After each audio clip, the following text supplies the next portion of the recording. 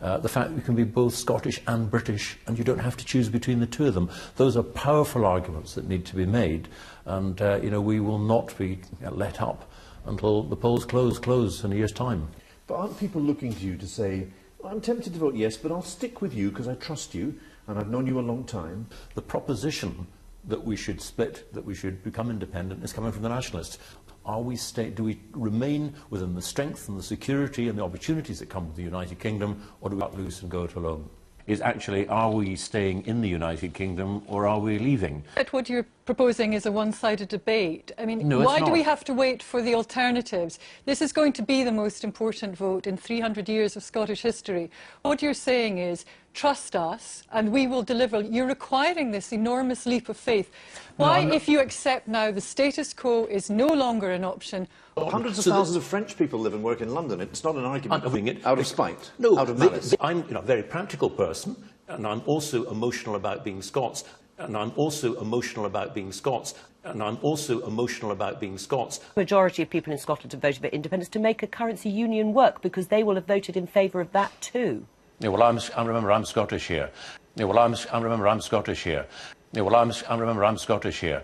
I do remember. I will never forget. I get that vote too.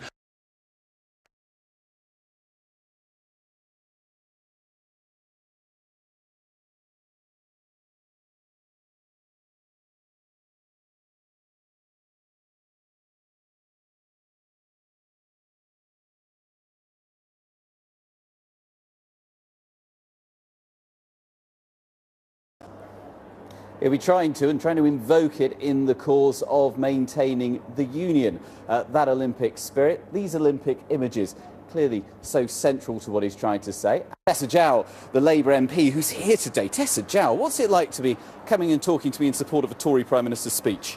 Together, Scotland remaining part of the United Kingdom, and this is a cross-party campaign. Alistair Darling is leading the campaign in Scotland, I mean, with magnificent passion and authority. So we're all in this together. We're all in this together, something plenty of Conservatives have said. Why should a single Scot have their mind changed? The irony. I must have missed it. Why should a single Scot have their mind changed by the comments of you, a London MP, even though you were born in Scotland, by a Conservative Prime Minister who grew up in Scotland, who chooses to give this speech a very long way from Scotland? Of you, a London MP, even though you were born in Scotland. Of you, a London MP, even though you were born in Scotland. Of you, a London MP, even though you were born in Scotland. Conservative Prime Minister who grew up. Conservative Prime Minister who grew up. Conservative Prime Minister who grew up.